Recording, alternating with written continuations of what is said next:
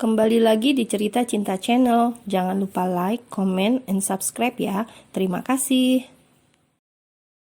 Kita akan bertunangan, jadi kurasa aku harus mengantarmu pulang ke apartemen. Ah iya, apa kau ingin pindah ke apartemen yang lebih besar? Tanya Knox. Tidak, aku suka dengan apartemenku dan juga teman sekamarku, jawab Apple. Bukankah kau suka dengan kemewahan? Tanya Knox. Iya, tapi jika aku nyaman dengan sesuatu, maka aku akan mempertahankannya. Misalnya apartemenku saat ini, jawab Apple sambil berjalan bersama Knox ke arah spot car milik Knox. Kau tak ingin kubelikan mobil? Tanya Knox. Tidak, aku tak suka menyetir, jawab Apple. Apple menghentikan langkahnya dan melihat Knox. Ada apa? Tanya Knox. Apakah semudah itu kau memberiku sesuatu yang mahal? Tanya Apple. Iya, jawab Knox santai. Berapa nominal terbesar yang bisa kau berikan padaku? Tanya Apple. Kau sedang bernegosiasi bisnis denganku? Tanya Knox tertawa pelan karena menganggap ini sesuatu yang lucu. Sebuah hubungan adalah sebuah negosiasi, jawab Apple dan kembali berjalan dan tak menanyakan hal itu lagi. Mereka berdua masuk ke dalam mobil dan Apple pun bersedia diantar oleh Knox ke apartemennya. Ini adalah hal yang langka di mana baru kali ini seorang pria bisa mengantar Apple pulang ke apartemennya. Di tengah perjalanan, Apple menyuruh Knox berhenti di sebuah toko roti. Berhenti di toko roti itu, kata Apple menunjuk ke sebuah toko berwarna coklat. Lalu Knox menghentikan mobilnya di sana. Ayo turun, kata Apple. Aku ikut turun, tanya Knox. Iya, karena kau yang akan membayarnya, jawab Apple dengan santainya. Knox mengerutkan keningnya dan kemudian tersenyum. Apple turun dari mobil, begitu juga dengan Knox. Apple membuka pintu toko roti itu dan terdengar bunyi bel di atas pintu. Selamat malam Nona Apple, sahut salah satu pegawai dari dalam toko yang tampaknya sudah mengenal Apple. Hai Nyonya Olive, apakah kau sudah menyiapkannya? Tanya Apple ramah. Sudah Nona. Kau datang ke sini langsung untuk mengambilnya? Tanya Olive sembari mengambil seplastik besar roti. Iya, kebetulan aku diantar oleh temanku, jawab Apple. Aku tunangannya, sahut Knox tersenyum. Really? Kalian benar-benar pasangan yang serasi, sahut Olive. Apple hanya tersenyum saja dan Knox mengambil bungkusan plastik besar itu dari tangan Olive.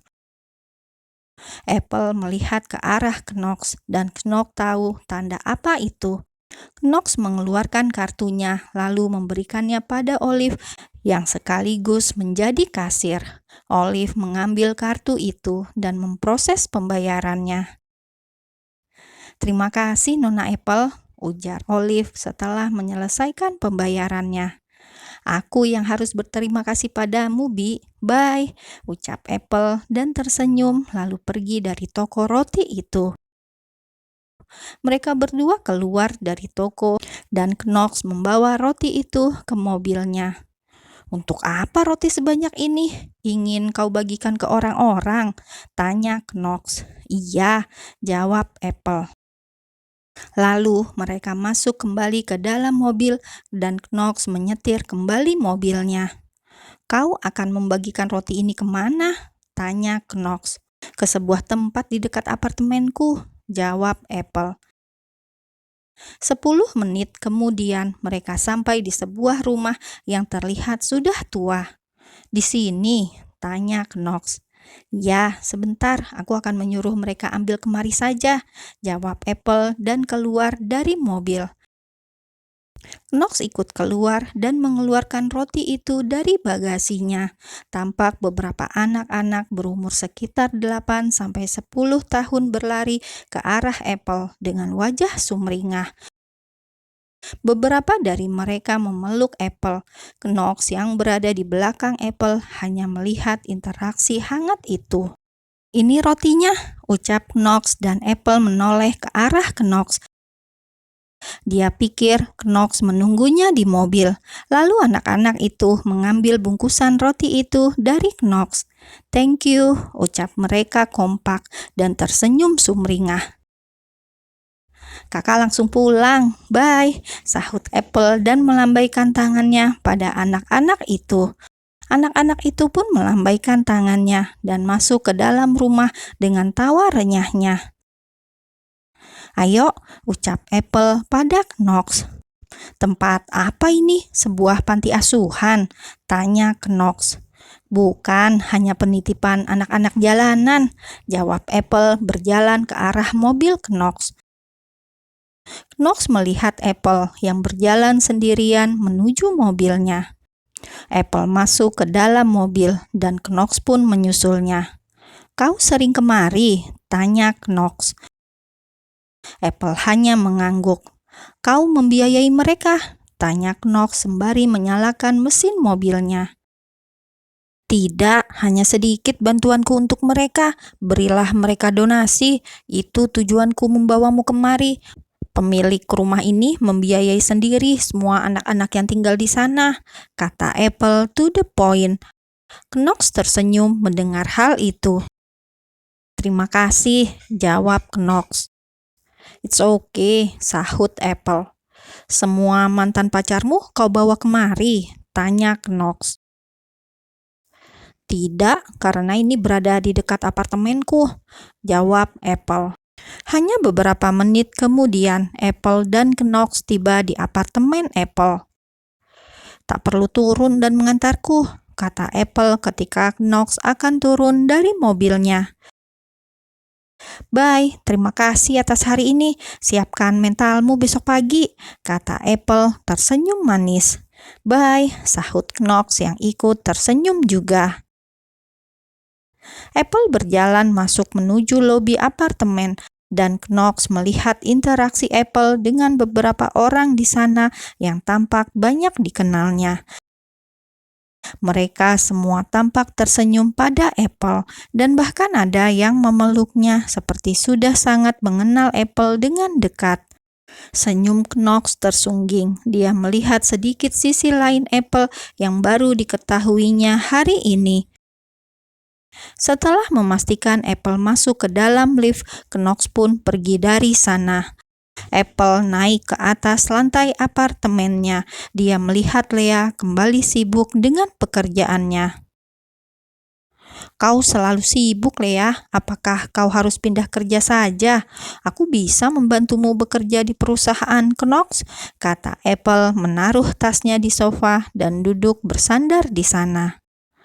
"Knox, apakah pacar barumu itu?" tanya Lea. Apple mengangguk dan membuka bajunya di sofa. "Tadi pagi dia kemari dan memberikan sesuatu. Aku sudah menaruhnya di kamarmu," kata Lea. "Thank you, itu hadiah dari ibunya. Ibunya sangat menyukaiku. Bagaimana menurutmu? Apakah aku perlu merayunya agar aku bisa menjadi menantu keluarga konglomerat itu?" tanya Apple yang kemudian berjalan ke arah dapur. "Apple, bisakah kau mengubah kebiasaanmu itu? Kau selalu berjalan ke sana kemari tanpa bajumu," ucap Lea yang melihat Apple hanya menggunakan pakaian dalamnya saja. Apple hanya tertawa pelan. "Aku suka seperti ini karena seperti tak ada beban di tubuhku. Lagi pula aku malas ganti baju," jawab Apple santai dan mengambil minuman di kulkas. "Dia bosku di perusahaan dan ini akan kumanfaatkan karena dia tampak ingin sekali menaklukkanku," lanjut Apple. "Dia pria yang baik sepertinya. Awas jatuh cinta padanya karena dia juga sangat tampan," kata Lea. "Oh, come on, Nope. Aku lebih suka dicintai daripada mencintai. Aku tak mau menjadi budak cinta karena itu akan membuat orang menjadi bodoh," Dia seorang playboy, Lea. Maka dari itu, aku akan lebih mudah menghadapinya, jawab Apple. Kau juga seorang playgirl, Apple. Kalian sama, dan kita lihat siapa yang akan bertekuk lutut pertama kali. Jangan meremehkan pesonanya, kata Lea. We'll see, sahut Apple tersenyum miring.